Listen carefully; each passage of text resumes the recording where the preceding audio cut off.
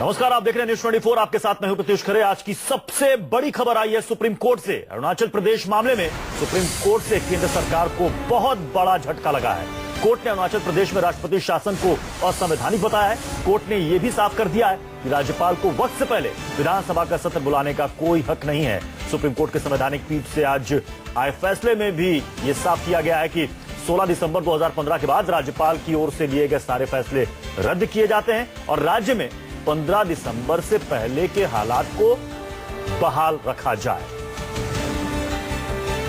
हमारे साथ प्रभाकर मिश्रा हमारे संवाददाता इस वक्त जुड़ चुके हैं। प्रभाकर, और क्या कहा है सुप्रीम कोर्ट ने?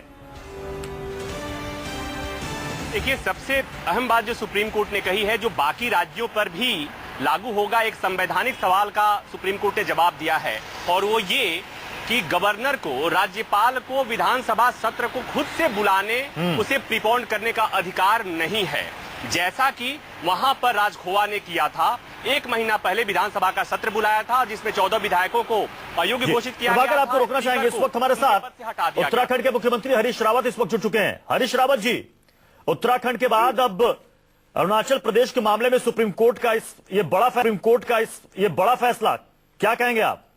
जी, ये भारतीय संविधान की जीत है। ये न्यायपालिका ने एक नई गरिमा जो है न्याय को प्रदान की है, एक नई ऊंचाई प्रदान की है। इससे भारतीय लोकतंत्र और मजबूत होकर के उभरेगा और संघ और राज्यों के बीच में जो संबंध होने चाहिए वो व्यवस्थाएं जो है और बेहतर हो सकेंगी। और मैं समझता हूं कि उत्तराखंड के हाईकोर्ट ने, माननीय हाईकोर्ट ने पहले एक संकेत दिया था, जो निर्णय आया था उत्तराखंड के विषय में। उसके बाद सम्मानित सुप्रीम कोर्ट ने उसको जिस तरीके से यहाँ गवर्नमेंट को रेस्टोर बैक किया, जिस तरीके से स्टेटस को एंटी स्थापित किया उत्तराखंड में, तो अरुणाचल के अंदर जो है एक प्रकार से final justice has come out. एक न्याय अंतिम रूप जो है प्रतिस्थापित हो गया है और मैं समझता हूं कि सत्ता के केंद्र इस बात हरीश रावत जी, आपको लगता है कि आज के इस फैसले के बाद इसका असर तो हालांकि अरुणाचल प्रदेश के अलावा बाकी राज्यों पर भी पड़ेगा, एक बहुत बड़ी नजीर बनेगा? और जो बात आप कह रहे हैं संघ और राज्य के बीच में जो टकराहट है शक्तियों को लेकर, खासतौर पर राज्यपाल के विवेकाधीन शक्तियों को लेकर, उसका दुरुपयोग अब कम होगा? निश्चित तौर पर। मैंने जब उत्तराखंड के विषय में माननीय हाईकोर्ट का फैसला आया था और उसके बाद सुप्रीम कोर्ट ने हमसे फ्लोर टेस्ट के लिए कहा, आज्ञा दी और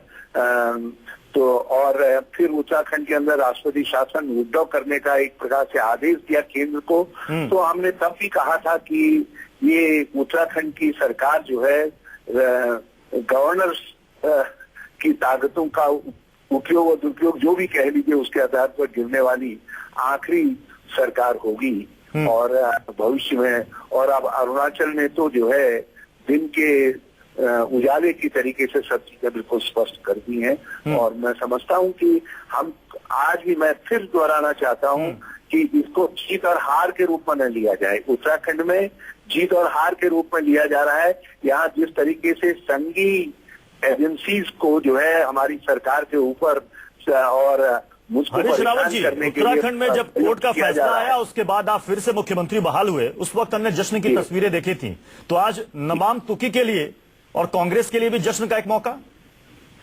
ये भारत की लोकतंत्र के लिए जश्न का मौका है। संघ और राज्यों के संबंधों के बीच में जो कोऑपरेटिव फेडरलिज्म की बात कह रहे थे, मैं समझता हूँ उनके लिए भी ये जश्न का मौका है, उनको भी कहना चाहिए। हरीश रावत जी, आप हमारे साथ बने रहें। नमाम तुकी की बात चल रही है, देखिए अभी वो कुछ कह रहे हैं इस मसले पर, उन्हें सुन लेते हैं। क्या है कि